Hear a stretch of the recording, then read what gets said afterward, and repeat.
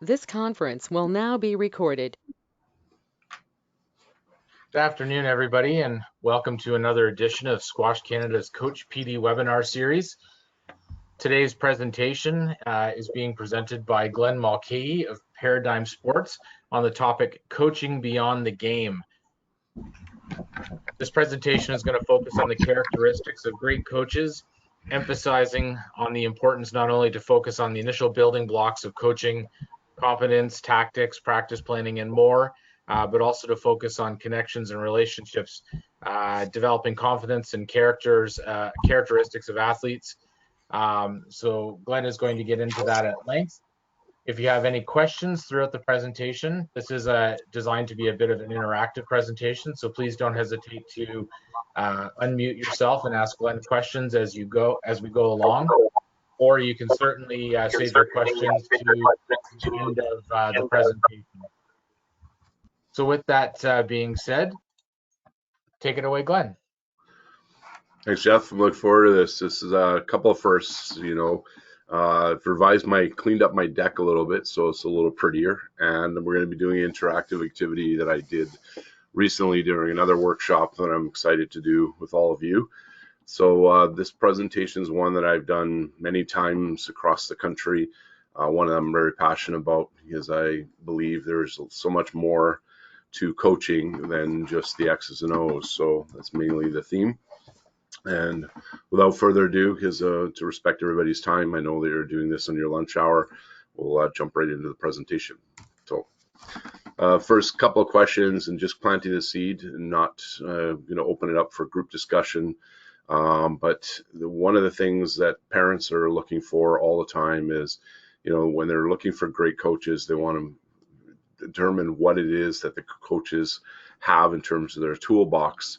So thinking from a coaching philosophy standpoint, why should my kid play for you? And if I came to you with that question, would you be able to share that? And would you be able to share it in writing? That's probably one of the biggest recommendations I can give to every coach out there, is make sure not only having a philosophy that is based on your values and where you see the game and what have you, but make sure that you have it in writing so that when you do have parent meetings, they can hold you accountable for that. The second part of that is, what makes your club and your organization stand out so that they would sign up for your organization. Many coaches are not salespeople per se, but a lot of the academy programs use the hockey space. They've done a great job of selling their programs and not necessarily delivering on what they're promising. And it comes down to the talk and walk the walk, which I'll touch on later in the presentation. So just planting those two seeds, I actually have a full presentation on just developing your overall philosophy in coaching so that you can share that with parents. And I can't emphasize enough how important it is to have really good parent meetings, especially right now. I imagine that all of you are having regular, if it's not weekly, daily communication as we're kind of evolving through the various stages of return to play. And hopefully we'll get back to normalcy as the vaccines and everything starts helping us get back to what I call the better normal instead of the new normal. So I would be remiss in doing any presentation on coaching excellence if I didn't talk about cultures of excellence, and probably the one that sets the bar. If any of you are familiar with the New Zealand All Blacks, this is a picture of when they do their infamous haka. But just give you a little bit of history of why they are setting the bar globally in terms of one of the best cultures of, success. Over the last 100 years, the All Blacks have achieved over a 70% winning percentage over the last decade. And I know they were aspiring to win the World Cup recently, or unsuccessful. They have over an 80% winning percentage. In New Zealand, the All Blacks are much like, Montreal Canadiens would be in hockey. NFL teams, and they're really setting the bar for that sport, particularly in New Zealand. And like we have in Canada, the US, it's also created some parent craziness because they're all aspiring for the kids to play for the All Blacks. Probably the best book I would recommend to all of you on culture is the one that was written by James Kerr, a picture on the right. It's called Legacy. If you haven't read it, I highly recommend it. as it not only talks about the success of the All Blacks, but how they develop their culture, but also translates to sport and the business world. And three things came out of that. One is they kind of highlighted the haka, which they do before every game. Several years ago, the Rugby Federation was actually thinking about preventing them from doing it, and even their toughest adversaries, which would be France and South Africa, said, no, you can't do that. We'll figure out a way to deal with it before the beginning of the game. But the haka is not an intimidation tactic that a lot of people think it is. It's all about the celebration of the Maora people and the Maora origin. I had an opportunity, I think 2 years ago now, when the Maora All Blacks came to Vancouver, and I got to see them play in BC Place Stadium with my son, and we were both heavily involved in rugby at the time, and got to see the haka live. It was an amazing experience. But Team Canada actually held their own for probably about 15-20 minutes of that game, and then the All Blacks just kind of took over. I can't even remember what the final score was, but it was, you could tell they were just gassed, just chasing them all over the field. Another thing that comes out of this book is the importance of, better people make better All Blacks. Right around the time of the 2007 World Cup of rugby, the All Blacks were starting to age, so they were starting to recruit new players to fill in the pipeline. And one of the things they came up with is, we're going to recruit players. We want to make sure they have phenomenal character, as they determined that it was easier to teach one with character than one that had phenomenal skill that wouldn't fit into the chemistry of their organization. So that's another one of their big claims to fame. And then lastly, sweep the sheds. The SHED acronym is basically a dressing room or a locker room in layman's terms in our team sports world. And what they set the bar on in terms differently is the captains of the teams, the leaders of the team, are actually the ones that clean up the locker room when they finish a game, and they leave it cleaner than they found it. And it's going to set the bar for a lot of other organizations to recognize the importance of, being a great example in terms of sports base. So if you haven't read the book, I highly recommend it. It's one of the best reads I ever had. I've read it a couple times, and it's just amazing. USA Basketball, the culture rebuild they had to go through. This is a picture from the 2004 Olympics, when they lost. The infamous Dream Team that started out, I guess, in the early 80s, had won every gold medal in the Olympics. And then they had a game against Puerto Rico in 04 and lost, 92-73. But you look on this slide in terms of the population, they're 1/10 the size of the US.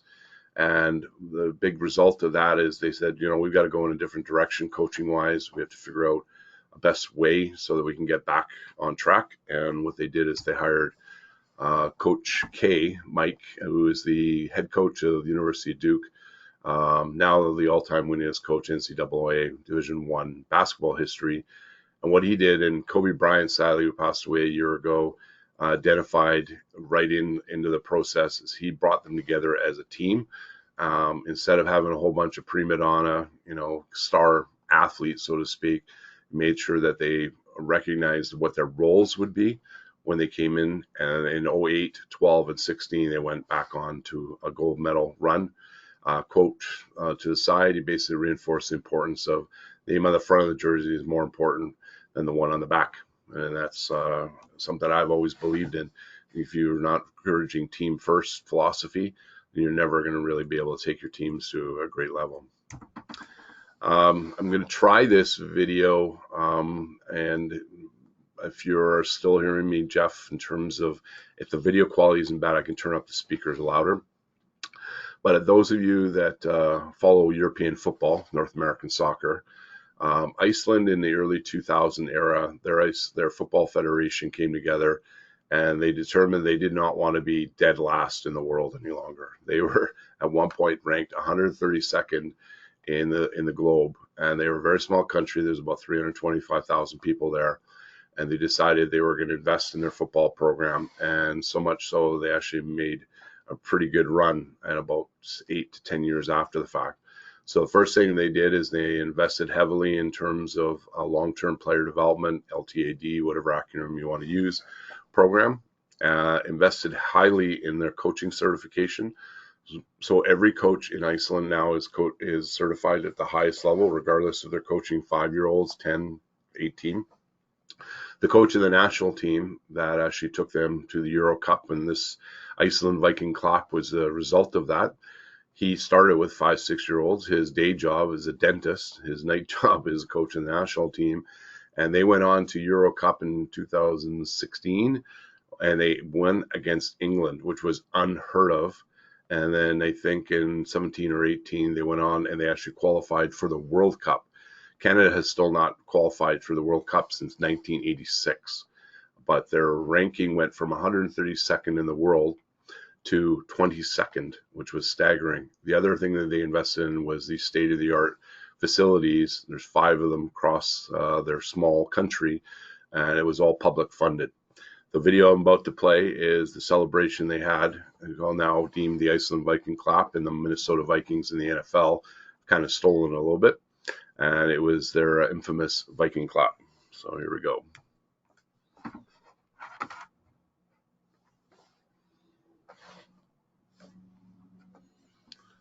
Can't hear it?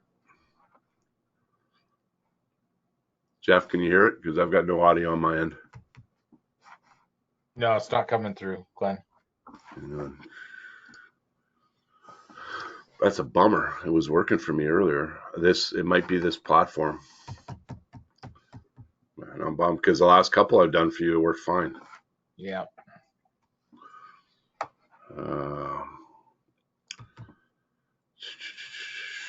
I think by the time I debug it, you know what I can do? But what I was trying to reinforce is with this video, the Iceland Viking Clap, it starts off and, boom, boom, boom, boom. But I just want you to look at the visual and look at how many people are in the town square. They said when this video was played, it was about 50,000 people. I highly doubt that was 50,000 people. I would suspect approximately half of their nation was in their town square when that celebration took place. And subsequently, when in the World Cup, they actually, in one of their games, they tied Argentina, which was also an amazing feat. So sorry that the audio couldn't work on that one. Another great story in terms of developing an amazing program. This gentleman's named David Brailsford. In early 2000, when London was awarded the Summer Games, they were reached out to David Brailsford to take over their amateur program because they did not want to be embarrassed on home soil in the cycling program. And he went on and took an amazing run and started medal at various 2 prior Olympics before London. And by the time they got to London, I think they had an all-time record in terms of achievement in medals. If memory serves me right, London, they won 11, about probably 15 by that point. But because based on the success that he had with the amateur program, he was contracted by Team Sky, which is the professional cycling program out of the UK. And he then went on and took them to the Tour de France. And 3 of 4 Tour de France's, UK won. The first ever was a pretty amazing story. Their lead cyclist that won the Tour de France, they were so hell-bent on making sure that they did everything possible to help the team. They took his bed from one stop to the next stop to the next stop because they determined that he would actually be able to sleep better and be refreshed versus sleeping in hotel beds, which is kind of taking it to a full extreme. So what that basically comes down to is getting 1% better at everything you do. You can call it the aggregation of marginal gains. It was based on science. But what David really looked at is things like the aerodynamics of their helmets, the aerodynamics of their suits, how light their bikes were, how their nutrition habits, their sleeping habits, like bringing their beds, their pillows, and everything that contributed to that. And then that would led to them having such a successful run, both at the international and at the Tour de France levels. They also, coaches are really, the really great coaches they make a point of focusing on the culture in their programs. Core values is one that I've always done. And regardless of if it was 7-year-old kids, 17-year-olds, and everything in between, my season, before we even hit the field, the pitch, or the court, we have a series of 10 meetings and we determine what our core values are going to be for the team. And then that becomes kind of like our whiteboard. And I'll show you an example of one later in the presentation, so that the team buys in to the core values of the team, and that is the guiding, driving force. I've always believed that coaches are not the dictators like in the good old days. They're now the facilitators of the learning experience of the athletes, so that they determine how they want to tackle the season. And then that way you've got buy-in from all your players. And when you're in tough instances, tough competition, they'll take it up a notch, and then they'll get that extra 5% out of their tanks so they can raise it up. Really important to give everybody a role on the team. I'm a big believer of fair play in terms of, taking in hockey, say in ice time, that everybody rolls their lines, you win with 4 lines, or football, everybody has an opportunity. The reason I love rugby is it's a sport that everybody can play. There is for every body type. You have the forwards, the backs, and everything in between. You don't leave the field, but everybody on your team should be given a role and be able to excel in those roles. I'm also a big believer of the acronym standards and not rules, and I'll reference John Wooden probably a few times in the presentation. He was infamous for his 3 rules. Mine are very similar to his. Number 1 was never be late. He was a big believer of starting his practices on time, ending his practice on time, because he recognized he was coaching student athletes. And for him, family was first, students, the academics was second, sport was third. So really respectful of their time. Second was no profanity, no swearing, which I'm also a big believer on. And the last one was never criticize your teammates. And he went on to some pretty amazing run, which I'll share some insight a little bit later. And then focusing on the overall excellence of your programs in terms of your culture. Even if you're coaching at the recreation stream, I really believe that you should have this philosophy going into it. You want to help your players and your athletes become the best they can be, not necessarily your team be the best ever or them become the best ever. That's where we're kind of a little messed up in the youth sports space going into COVID. Hopefully we come out of COVID, that more and more parents will start recognizing that it's not about being the best ever. It's about being the best that their son or daughter can be, and live and love the experience through sport. Now we're going to do an interactive activity, and at the beginning of the chat room, I put this Google link. So what I'd like you all to do is go to either open up another tab on your browser, and or use a smartphone or a tablet, and we're going to do a pretty neat activity. We're actually going to do a sticky note exercise, and you can click on the Jamboard Google icon. It's the second thing that I put into the chat room. Open a browser, and I'm going to switch out of the PowerPoint. I'm going to go to the browser, and I'm going to show you what you'll see, and I'll walk you through it. So if everybody can see in the chat room the HTTPS, click on that, and then I'm going to exit PowerPoint, and I'm going to jump in to the browser, and I'll show you what we're going to do. Jeff, can you see the browser? Yes. Okay. So I'll give everybody a couple of minutes to just kind of get in there. This is a shareable Google link, so everybody will be able to edit. It's a new platform that I just was made aware of a couple of weeks ago, and I thought it'd be a great way to kind of get some interaction, because I don't want this to just be a one-way presentation. And then on the left-hand side, as you're all coming into this, you see there's a pen, there's an eraser, there's a pointer. What I would like you to do is I want you to come up with, and think of this being live, and I gave you a pad of sticky notes. I'm going to give you 3 sticky notes each. So click on here, and you're going to see a sticky note. And I'm just going to put one of the characteristics. So what I want you to do is come up with the top 3 characteristics of the greatest coaches you ever had, still have. Could be a manager, could have been a teacher. What were their top 3 characteristics? So one that never really comes up, but I'm a big believer of it, as was Mr. Wooden. It was this one, punctual. So then you're going to actually see, as you're entering it, you're going to start popping in these Post-it notes, and then I'll just kind of drag them around the board. I think there's about 12, 13 of us, so we should have over 30 sticky notes when this exercise is finished up.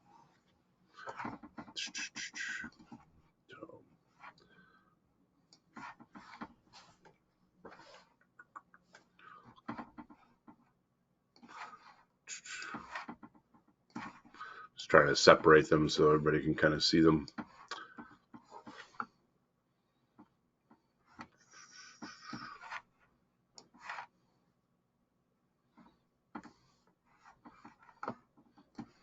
That's really cool.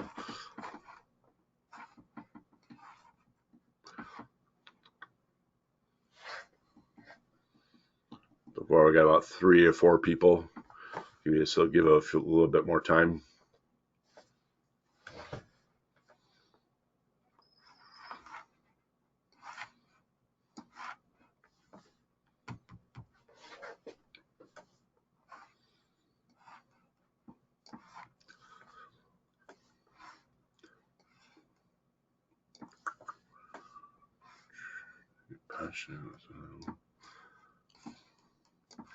Yeah, I'm seeing the one that I've been seeing a lot.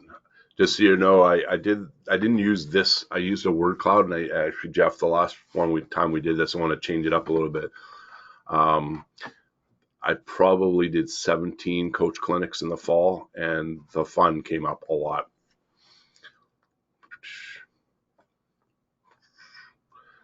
Now that we're on the browser, I'm unable to see the chat room, so I'll give it like 50 more seconds, and then I'm going to tell you for the.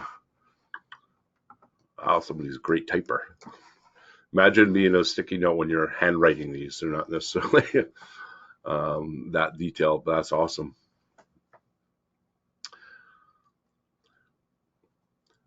Okay, so I'm going to give some insight on this. Normally when I do it live, I don't give a lot of direction as to what, somebody figured out how to do the writing. Awesome.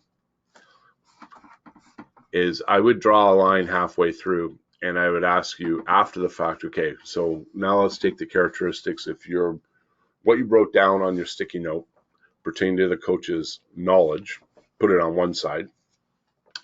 And if it pertained to how the coach connected to you as an individual, put it on the other side. So I did see knowledge a few times. So we're going to put knowledge over here. Oh, where did I see another knowledge one? Knowledge here. Knowledge here. Okay.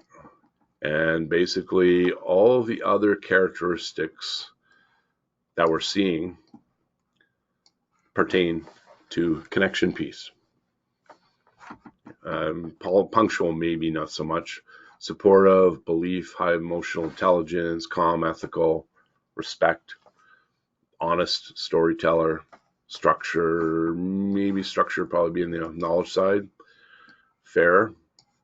If anybody wants to either, Jeff, if you can see the chat room, or if anybody wants to unmute, like I'm a big believer of engagement in these, even though we're virtual. What do you think the percentage is, knowledge versus the connection side, that normally comes up when this exercise is done, say whether it be virtual or we're now trying to do them this route versus live? Anybody want to, and they can type it in the chat room in terms of percentage split. So what would the percentage of knowledge be versus connection? And if Jeff, you look at the chat room and anybody wants to unmute, I'm all for it. Yeah, I welcome anyone to chime in. I'll give you some insight because I've done this exercise live with over, I kind of lost track once I got over 5,000 coaches. So I can give you some insight of what the actual percentage is. And it's in all sports. It's not just in the hockey world where I spend a lot of time in the fall. Anybody? Percentage split, knowledge versus connection. Maybe 75-25, Glenn, if I had to guess. You're pretty close, pretty close. Anybody else? I have a 30-70 guess on 30, the chat. So 30% knowledge, 70% connection. I'll guess that, yes. I'm seeing a 10% knowledge to 90 other. Okay. 60-40. Yeah, where it's a lot up more on the higher side. I'll give you the actual number. And I'll give you an example when I did this. It's nowhere as effective as this one was. I did a talk for Edmonton Lacrosse, and they made it mandatory for all their coaches. So they had 17 associations. I think there was probably 350 of us in this big auditorium. We did this sticky note exercise. 85% were on the connection side, about 15 to 20% were on the knowledge side, and that was very consistent, like over and over and over again. By no means am I belittling the coach's knowledge. It's important. That's why we do the NCCP, all the training that we do, the skills, the drills, the tactics, the strategies.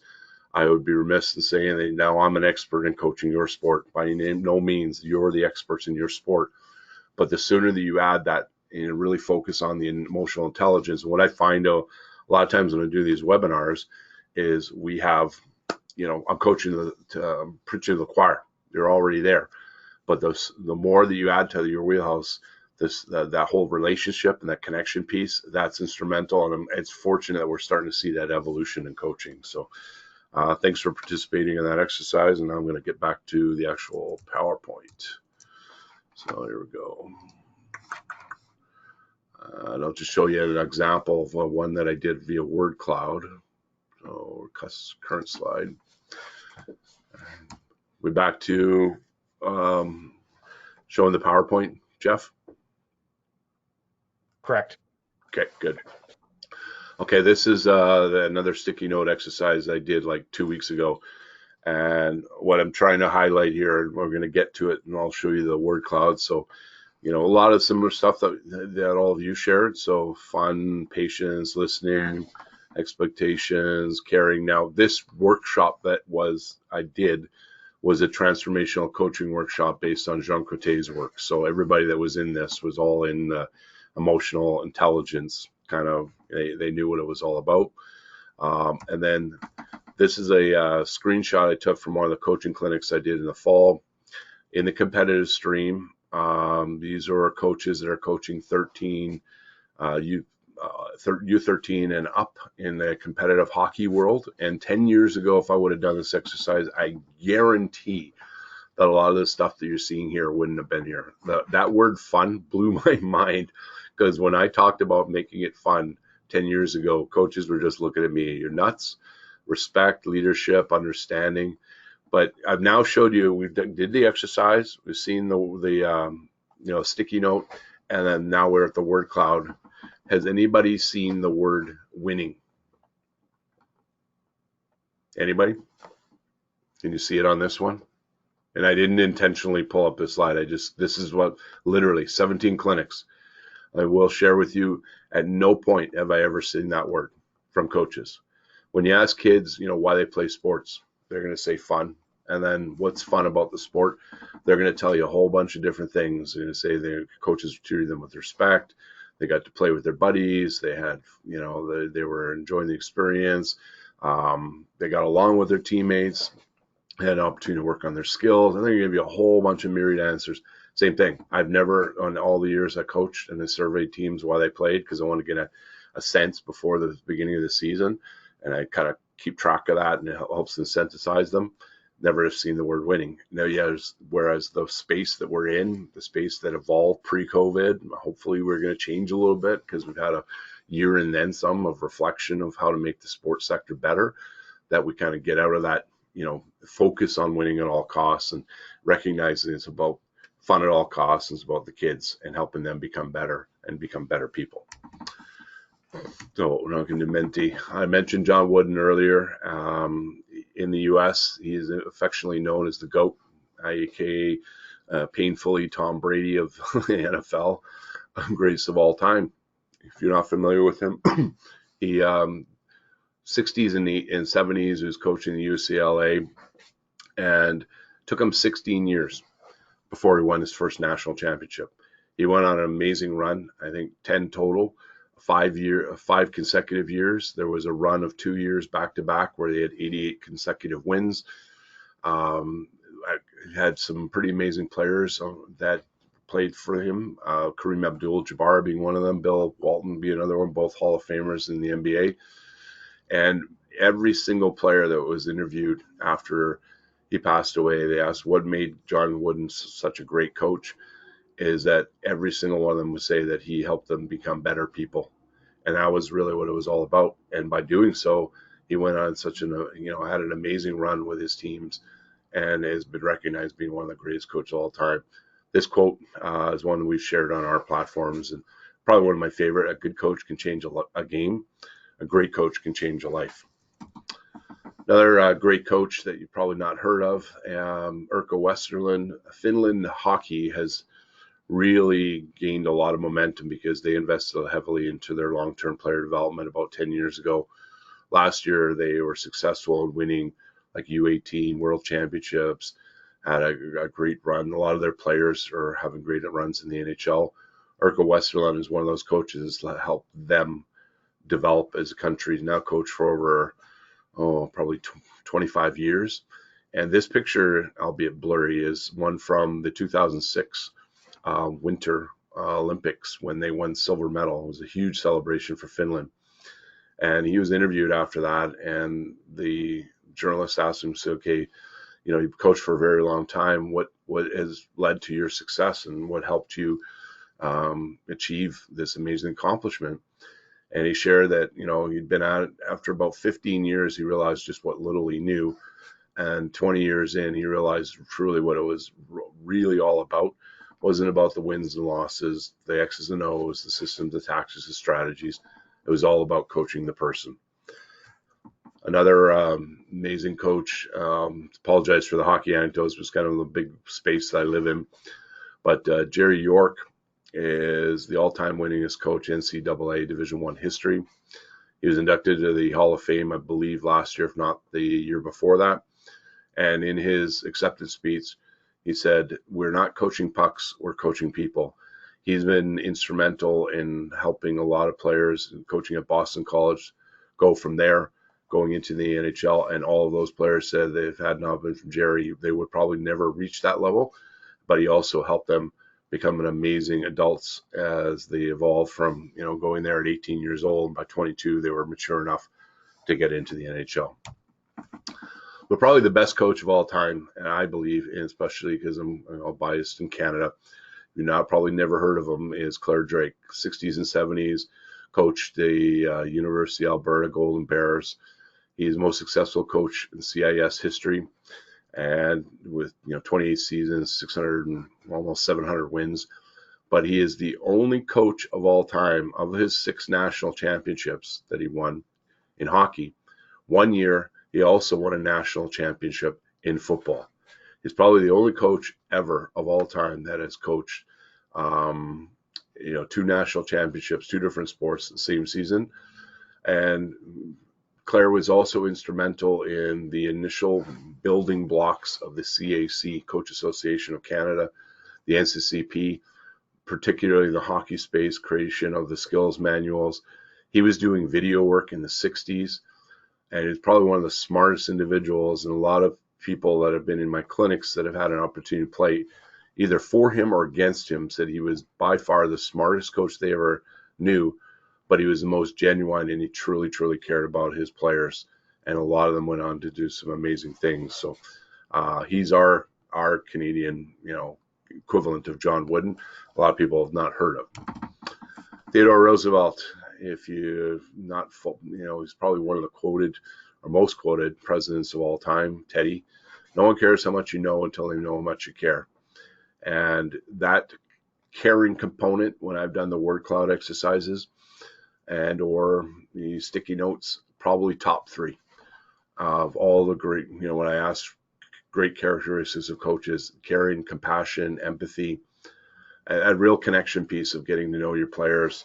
And I'm a big believer, earlier on in the seasons, getting to know their likes and dislikes, what they do in school, what they like to eat.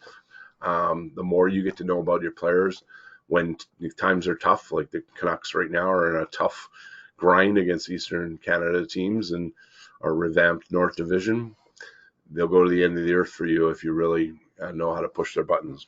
I won't show this video because it's lengthy, and also because we're having audio challenges. But not only can coaches help change lives for people, but they can also save lives. This is a great story. You can pull this video up on Google. Keenan Lowe, Park Rose head coach in Portland, played for the University of Oregon, went on to coach in high school, and there was a gun issue at his school where one of the students had gotten a hold of a rifle and was about to go on a mass shooting spree. And he actually came around the corner and was able to talk him down. And the kid just broke down in tears and thanked him for saving his life, but he also saved the lives of many, many others. So not only can coaches change the lives of one person, but can also save the lives of many. I learned this anecdote a while back from Dr. Jerry Lynch, who is probably one of the top sports psychologists on the planet. I was at a conference about 5-6 years ago that my good friend John O'Sullivan was hosting, and he gave us the anecdote. I sat on a perch at the beginning of the conference, and just to set it up, Jerry Lynch is probably one of the top sports psychologists, definitely in the U.S., maybe in the world. He has worked with over 30 NCAA teams that have gone on to win championships. He's written over 15 books. He's been at it for a very, very long time, and he shares with us at the beginning of this conference. He goes, "Yep, I've been at this for over 35 years, but I'm only halfway there." And I was like, "Whoa!" And everybody in the room was like, "What do you mean halfway there?"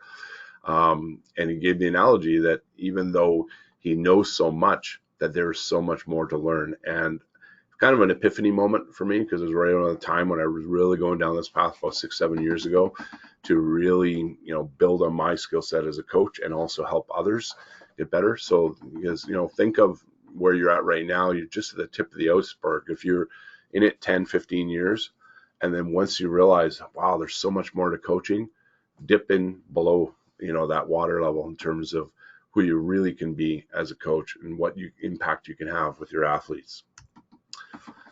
Trust is probably one of the key bars of becoming a great coach, and the 4 main components that revolve around that. We're talking about ability, and the Coach Association of Canada, NCCP, is all about the core skills, the drills, the tactics, the strategies. I'm a big believer in it. I've been a Hockey Canada facilitator for over 10 years, and it's the building blocks that gets coaches started on their journey. But the other 3 aspects of developing that trust component, number 2, you have to be believable. And it's all about that talk the talk, walk the walk. There's nothing worse than a coach at the beginning of the season that says one thing, and then as they go into a season, they do another thing. So I learned this lesson, and I've shared this many, many times from a 7-year-old kid, and I've made sure that I talk the talk and walk the walk. I remember a practice many, many, many years ago where I always reward my players. Beginning of the practice, I throw a bunch of pucks on the ice. The end of the practice, we always have a fun game. We always believed in that. And unfortunately, our practice went a little long because the drills we had went a little longer than we anticipated. And we weren't able to have our fun time. I can't even remember if it was a shoot or whatever the case we were going to do. So the Zamboni, the infamous gates open up, and all the players come off the ice. And the last player that comes to it is skates up to me and he goes, "Coach, you didn't honor your promise." And I was like, oh my God, there are 2 things I just learned. Number 1, he held me accountable. And number 2, he was pretty smart. And ironically, a lot of coaches didn't want to coach him because many felt that he had ADD. I just thought he was kind of a goofy kid. And it turns out he was just a goofy kid. And he ended up turning out to be a very, very good hockey player. So I really learned that lesson really, really early, fortunately. And I always made sure beginning, whenever I said, I did, because there's nothing worse than, making a commitment to a player, let them down, you lose the trust, and it'll be probably impossible for you to earn that back by the end of the season. Connection piece, can't emphasize enough. We went through the exercise to show you in various means that the power of importance of relationship with your athletes, it is key. And the sooner that you build that into your whole coaching, seasonal planning, whatever the case may be, beginning, mid, end of season. I'm also a big believer of goal setting with my athletes. Where do you want to be mid, end of season, and make sure that you monitor. Frustrates me that there's a lot of sports. I'm not sure what squash is doing in terms of baseline testing, but a lot of the team sports I interact with, it blows my mind that they're not doing baseline testing beginning, mid, and end of season. So they have like a report card they can share with the players and the parents at the end of the year. A lot of the subjectivity relates to the wins and losses, the scores and assists. But in terms of player development, if you're going to be charging thousands of dollars, think of academies, you should have that as part of your core program. Lastly, in terms of dependability, I'm a big believer of being there first and leaving last. There's nothing worse than when a coach puts up his hand to coach, whether it's an individual sport or team sport, and they are not there at all the practices and all the games. Yes, we all, if we're volunteer coaches, we all have other lives. We have work, we have travel, what have you. Not right now with COVID, but it's really important we recognize the importance of being there for the kids so that we build that trust component, because there's nothing worse than when you breach that and lose it, because it'll be really hard for you to gain it back. What kids want from us, numero uno, is respect. There was a survey done by Amanda Visick now probably 4 years ago. She asked kids, it was called the Fun Maps, why do you play sports? 95% said because it was fun. The number one reason that was identified coming out of those fun maps out of 81 was that they had coaches that treated them with respect, and they also had an opportunity to work on their skills. I think flip-flop in that order, but they do want to be respected by their coaches. They want to be encouraged by their coaches, positive reinforcement. I can't tell you enough how important it is to give them the old, thumbs up if they are struggling and if they make mistakes. And in fact, I do encourage you to have them make mistakes, and I'll give you some insight as to why that's important. Looking for positive role models. Gone are the days where, those coaches are screaming at the top of the lungs, criticizing kids for mistakes. And even if, there's still coaches, I know there are still coaches out there in many sports that are doing that. What they don't realize is that they're not really having the impact they have, because kids just turn it off. This Generation Z, they won't respond to negative criticism. You get a lot farther with honey than you will with vinegar. Clear, consistent communication. And, that's the talking the talk and walking the walk, and making sure that you're clear, consistent. You can be demanding, but just make sure you're not demeaning. And then also the knowledge of the game. They do want to learn the game itself. They want to learn the skills. They want to learn the tactics. They want to learn the strategies, but all evolving with, that positivity and the encouragement piece. This is a great analogy in terms of coaching the child, not the sport. I had an opportunity to interview Jean Cote. I'm now getting trained to be a facilitator for his transformational coaching workshops. And when I interviewed him, and a lot of people said, yeah, that was a great analogy. So he actually said, it's all about coaching the person. And I'm giving you that reinforcement all the way through this presentation. Can't emphasize enough, because if you do that first, then everything else will follow after the fact. It's all about the process.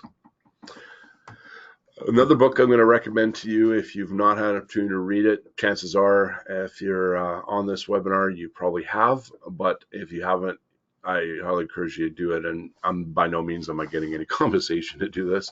Carol Dweck wrote a book called Mindset, New Psychology of Success. And in that book, she highlighted the semantics of our wording of how we communicate with our athletes. So fixed versus growth mindset. So a fixed mindset is one that's, just believes they're not that good. Whereas those that have the growth mindset, yeah, they might be that good now, but they can get better. They always believe in that. So I will give you kind of a compare and contrast of the two. And it's a lot easier to see on one of these webinars than big projector. So fixed mindset, those that are in that, they don't think they can get better. They figure their DNA is kind of locked and loaded and they're not going to be able to improve. Where those who have growth mindset feel they can have continuous growth and they can develop. If they're concerned about their main concern with a fixed mindset is how they look. They don't like making mistakes because they feel that they're embarrassed. Whereas those with growth mindset, they're not worried about the mistakes because they know it's part of the learning and they're just going to get better. Effort is key for those with a growth mindset because they want to continue to improve. Whereas those with fixed mind, I don't need to do it that way. Don't need to work that hard because they may be an early bloomer, but then the late bloomers will catch them like the turtle and the hare. Challenges, fixed mindset, they're not willing to really take on higher level. And I'll give you an analogy with the actual research that Carol did. Whereas the growth mindset, they'll persevere, they'll actually take on higher level. Feedback, they fixed mindset individuals at times can get a little defensive when you're giving, you could be as positive as you want to be, but growth mindset individuals are like sponges. They're always looking for feedback of how they can improve. And as I mentioned earlier, mistakes, that have fixed mindset, they really try to avoid making mistakes because they don't want to look inferior. Whereas growth mindset, if they're in a right environment and they have coaches and teachers that are encouraging them to make mistakes, they will continue to thrive. They will be creative. So, and the research that Carol did, and there's actually a couple of videos out on the internet that you can grab. She did a series of puzzles, and then she used different feedback to the individuals. So there was fixed mindset feedback was basically, oh, you're really smart. A growth mindset was more on the effort. You really worked hard at that. So they would reinforce that through the process of them doing puzzles. So they all started off with a puzzle, and then they took it out to another notch and took it up to another notch. As they progressively increased the difficulty of the puzzles, the fixed mindset would say, no, I just want to stay here. I want to do basically the same level I just did, because they don't want to make mistakes. They don't want to come out of the comfort zone. Growth mindset, because of the feedback they were giving them, oh, I want to try harder. I want to take it up a notch. I want to take it up a notch. And at the end of that series, the growth mindset had really escalated in terms of the level of difficulty of the puzzles and taking on more. It just proved that just by the raw semantics of your wording and the encouragement process and a thumbs up and encouraging mistakes, you can help your athletes get to another level in lieu of, okay, they're set at this level and we're not going to be able to help them. I'll give you a perfect example of that. USA Volleyball. Karsh Kiraly, on the left-hand side here, is getting high fives to one of his players. He has been deemed by USA Volleyball as one of the top volleyball players of all time, sand and court, by the U.S. Volleyball Federation, or the International Volleyball Federation. And he loved the book so much that he actually incorporated it right into his coaching practice. So if you look at the right, job one, growth mindset, and right at the bottom of that's highlighted, mistakes, ugly. Wants his players to make really, really ugly mistakes in practices, and he understands they're going to make mistakes in games. He became the assistant coach for the women's international team in, I think, 2011. And then he went on to the Olympics in 2012. And as a result of growth mindset, I believe they won bronze medal. And ironically, and if this was a full interactive instead of the one way, I would call it out. How many gold medals do you think the U.S. women's team has won at the international level? So it won't be the call out. We'll hopefully have some Q&A at the tail end. At no point until Karsh Kiraly had actually taken on this team had they ever won a gold medal at an international event. In 2013, I think it was the World Championships, they actually went on to win gold as a result of him incorporating the growth mindset. I've had an opportunity to connect with John Kessel, who was with USA Volleyball a few times. And he said, yeah, Kess just lives, eats, and breathes growth mindset. He's all about it. Trevor Reagan, who's now got an organization as a result of it, because they all kind of embody this whole mindset. And they went on and they've been pretty successful. In 2016 in Rio, they thought they were going to have a chance at winning gold. They were touted to win gold, but they had a couple key injuries to their players. But I think they still ended up winning bronze. So it's been a pretty amazing run, and they continue to foster that whole concept. Great coaches are great teachers. I think they're intertwined, and actually the origin of the word coach shared with me by Wade Gilbert when I interviewed him for a summit. He said, do you know the origin? The word coach comes from way back when, late 1800s, early 1900s. They didn't have a lot of teachers, like that qualified teachers. So there was a teacher that was having to go from town to town to town via stagecoach. And then that kind of morphed where his nickname became coach, and that was kind of the evolution. And they go hand in hand, teaching and coaching, coaching and teaching. But just because you taught it, and I'm kind of gearing the ones that are just kind of getting in the coaching word, you probably recognize this. If you go up on a whiteboard and you write up some X's and O's, kids may or may not even clue into that. They need to see it, they need to hear it. They also need a demonstration so they can see it visually. And then there's some that need to see all three of those and then be at the back of a line, for example, and see it being executed so that it actually, they very visual learners now instead of just, seeing something on an X and O. The other thing that a lot of people don't recognize is that the infamous curse of knowledge. Just because really played at a really really high level, and I remember when I started coaching the little people, hockey and baseball and soccer and what have you, I couldn't remember how to do a two-way stop. I couldn't remember how to throw. I couldn't remember how I was taught to hit. I mean, it was so long since I did it. That's called the curse of knowledge. And the perfect person that I can give an example of, any of you that follow hockey and probably know Wayne Gretzky, know of him, pretty good hockey player. And he did try to coach for a few years in Phoenix, but he didn't really have a great run coaching. And he kind of decided, you know what, I'm getting out. I'm just going to go into management.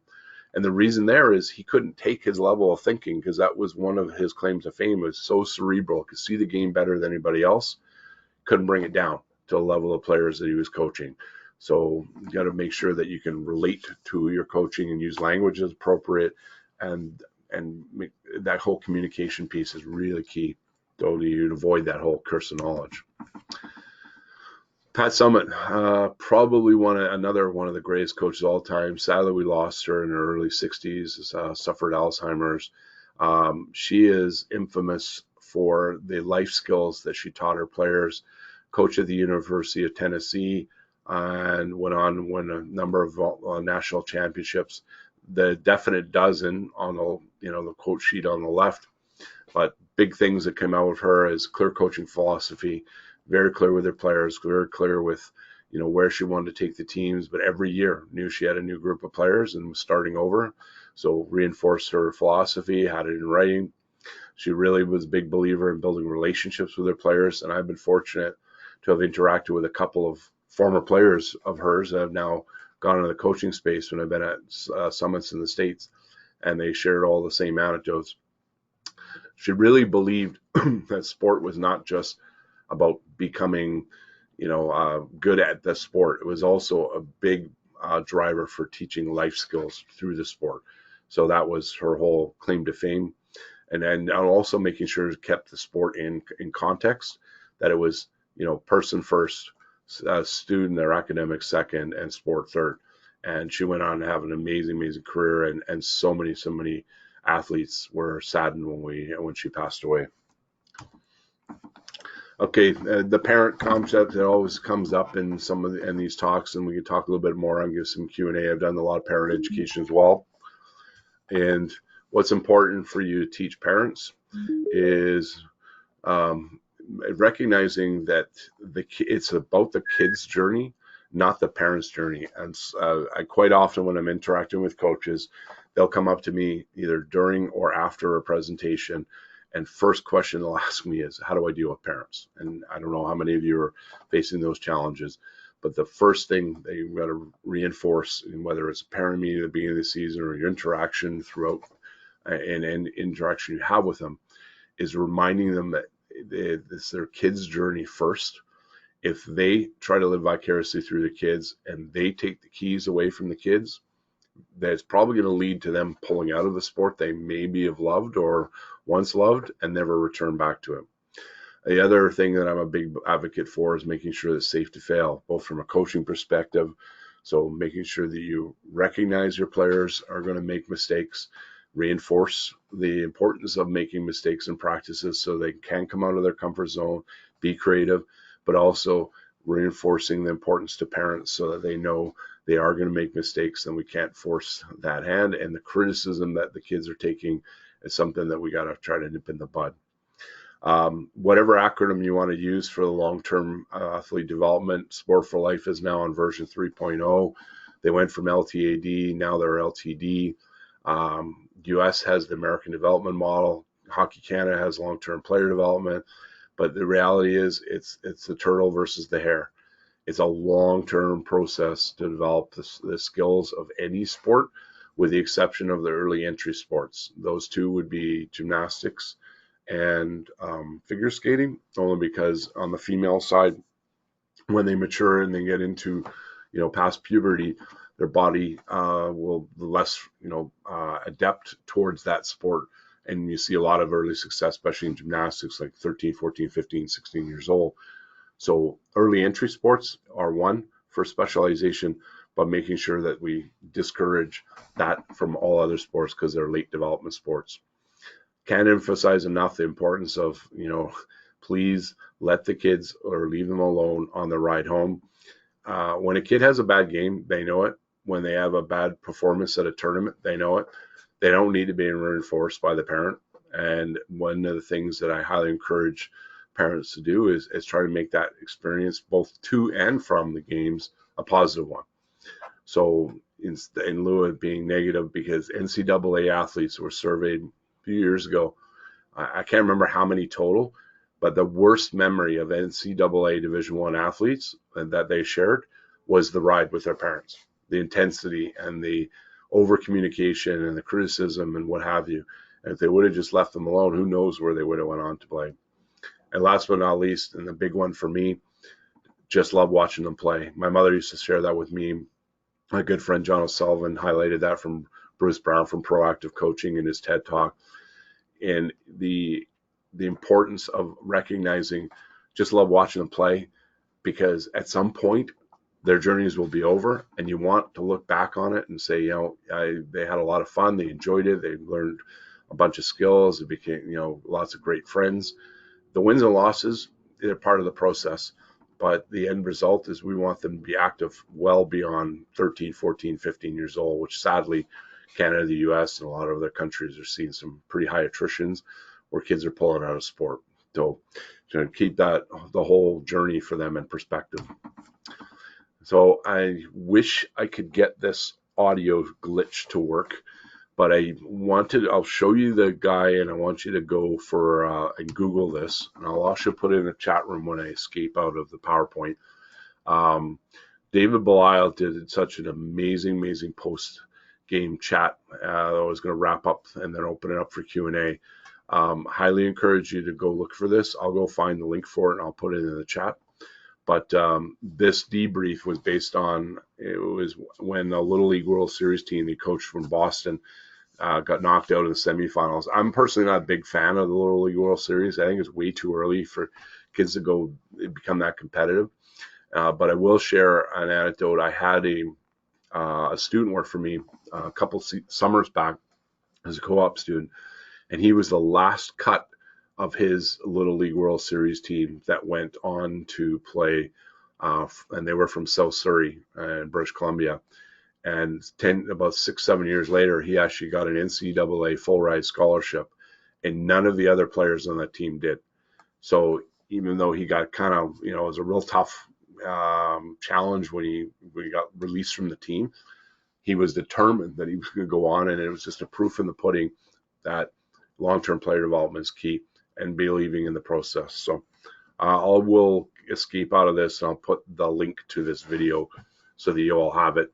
And then I'll also provide the links when I share a copy of the deck to Jeff. So I'm going to just open it up for some Q&A. Hopefully we can get some engagement and answer any questions. Great, thanks, Glenn. So as Glenn said, we open the floor to questions. Feel free to unmute yourself and ask Glenn, or you can type it in the chat and I can ask on your behalf. So anyone would like to ask the first question of Glenn?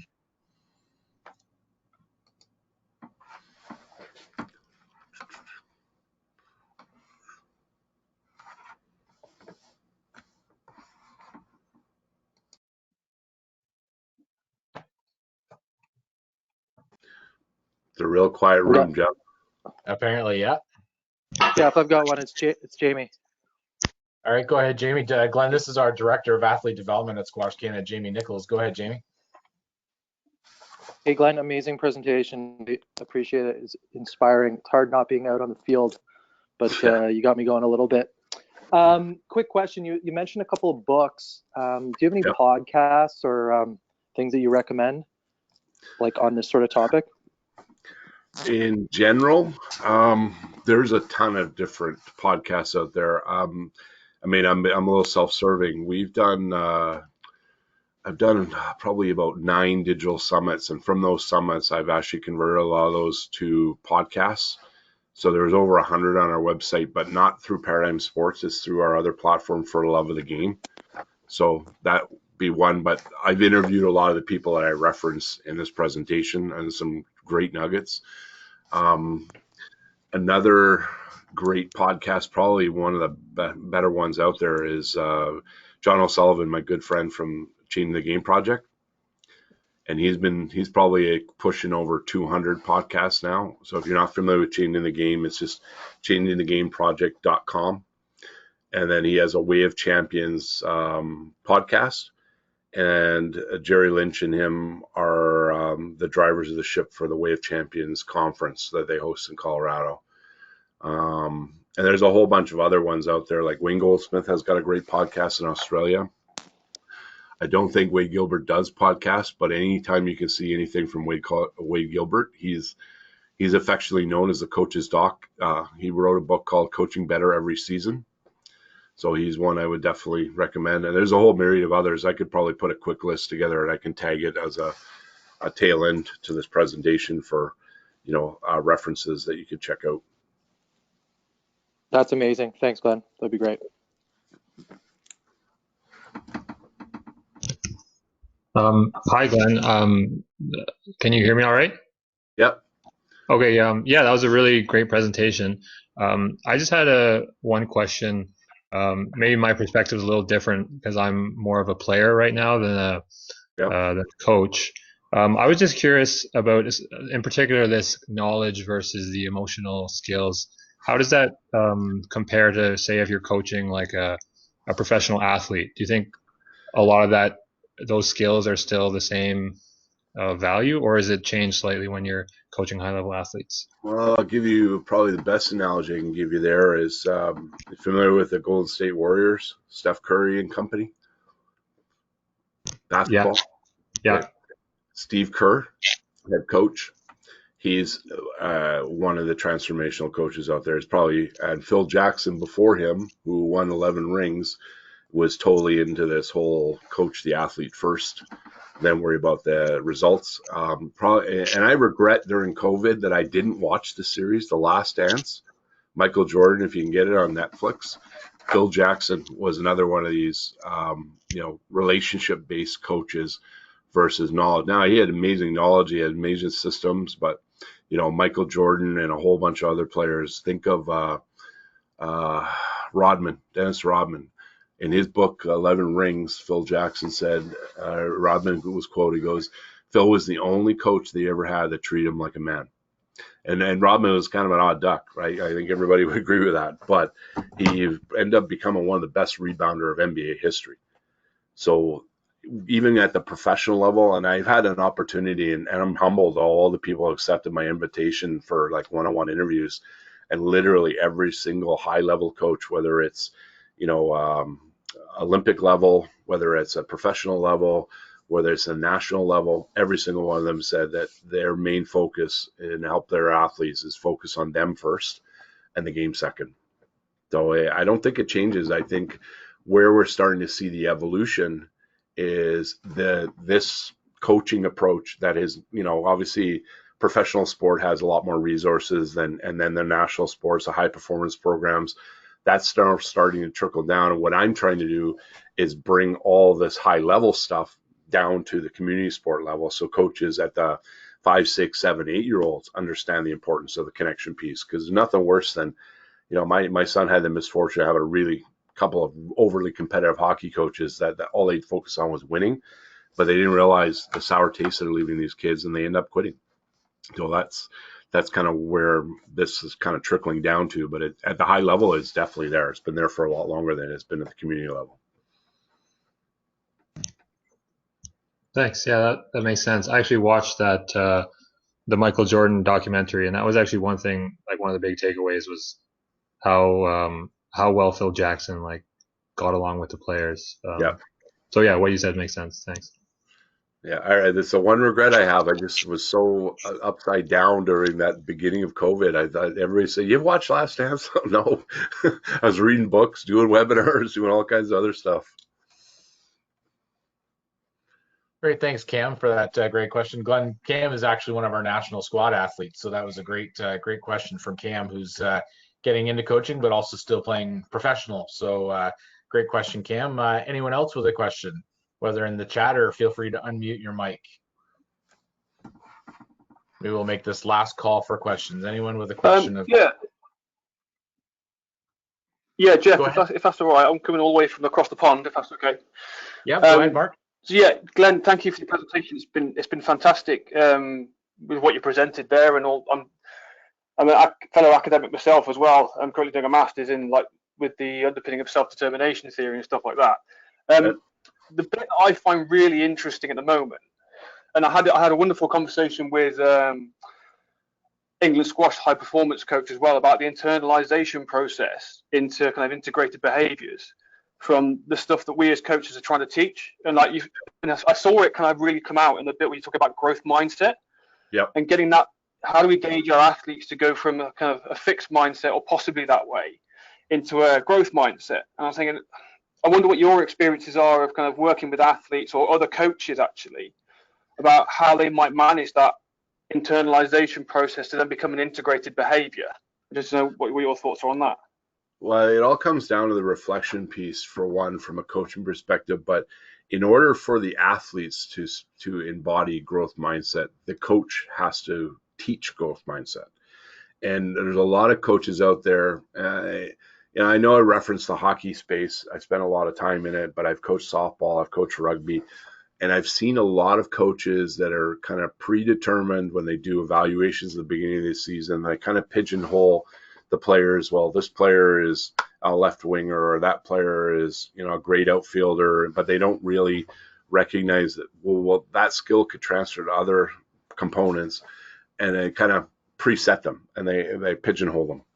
And if the coach has a fixed mindset, then it's just literally going to restrict the growth of the players. So that's why I'm trying to bring that whole growth mindset analogy to coaches. Look at your coaching a little differently, and look at the words and how you're communicating with your players. Because if you're, using things like you're really, really good with a 13-year-old and not recognizing they could work on X, Y, and Z, that's just going to make the kid think that they're at that level, and then they're not going to chase to get better.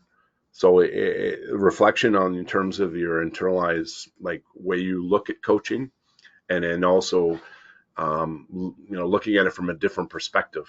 And until you start looking at the semantic spin, you're not going to really get to where you need to be. Does that make sense? Yeah, it's good. I like that. It's definitely a lot of, as I found, there's a lot more coach self-reflection going on, coach self-awareness being presented in the coaching world now than they ever used to be. So yeah, definitely agree with you. A lot of it is something I use in my coaching, which is if I'm ever coming to a point where I think it's the athlete, the first thing I do is it me to start with? Yeah, no, and it is cause and effect. So I've always been, and I didn't even know this, and I'm going down the process right now. And this weekend I start the training with the transformational coaching workshops. I didn't know I was one of those coaches until I started seeing all the literature and the research. But I've always been a big believer in, asking more questions than telling the athletes, and really understanding what their goals are. Because, a lot of parents just assume that their kid is, okay, they're good at a sport and this is the only sport they're going to play and blah, blah, blah. But they never ask them, is there anything else you want to try? Is there anything else any other sport you want to try? And I didn't, unfortunately, go down that path till my son was like 11, 12. Same with my daughter. I wish I would have done it sooner. They would have explored some other sports. Fortunately, they both found sports they love. Like my son was a hockey player, but then he found rugby and he went, oh, I love rugby. My daughter was softball, and then she got into gymnastics late, but now she's really into high performance. I didn't even know there's such a thing, high performance yoga. She does all this crazy stuff, yoga at our house because we're in COVID, right? but if you don't let them find what they love and you do the specialization, that's another conversation in itself. But yeah, the reflection piece, and it's coming up with a lot of people I'm talking to now. I'm excited about the evolution, but it's going to take probably a decade or more before it really comes down to the community sport. Because think of the community sport parents, more often than not, they're like moms and dads, 5, 6, 7-year-old kid wants to play a sport. We're kind of a little different than the Iceland model, where we have our highest level coaches all the way through the pipeline. So it's coming.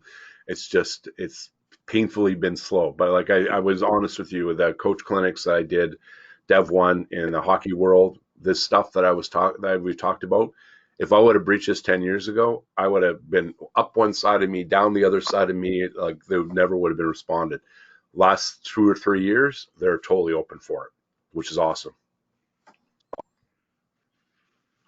That's brilliant. Well, yeah, thank you, Glenn. Thank you for that insight. Much appreciated. Thank you.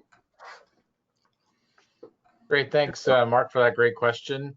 I think being aware of the time, if anyone else has questions, what I always do is send out the slide deck and the video recording to everyone and copy the presenter. So if you certainly have questions after the fact, whether myself or Glenn, you can certainly email us and we will, reply accordingly.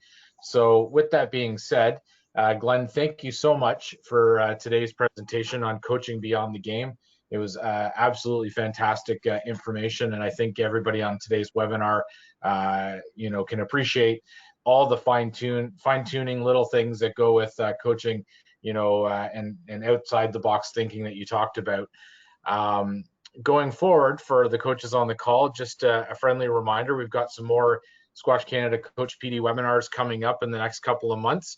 A couple of them are actually free. We're going to compensate these webinars on school squash on March 2nd, and then one in April on April 6th on the new Squash 57, Squash 57 that's becoming a new way to play squash, and we're hoping to really promote it here in Canada. So those are 2 free webinars coming up, and we also have a webinar today and next Tuesday on bouncing back from COVID, challenges and solutions for women's squash. If you're interested, there's still time to get in today's webinar. Just go on Club Locker and register, or for next week. And then there's also a referee webinar that's coming up on February 23rd. So check out Club Locker and register for any of these upcoming webinars. Other than that, thank you for attending today, and we look forward to your participation in a future webinar.